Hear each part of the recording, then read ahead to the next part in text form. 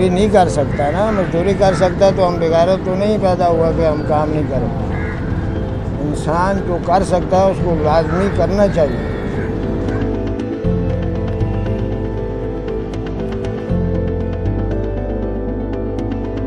मैंने तो 15-20 साल इस्लामाबाद में नौकरी किया, काम करता था पहले, फिर नौकरी तो थोड़ा अरसा किया, शादी किया तो फिर मैं बीवी मरने के बाद मैं नौकरी छोड़ दिया, मेरा दिल नहीं लगता था, मैं इधर आ गया, कराची आ गया, नौकरी छोड़ दी।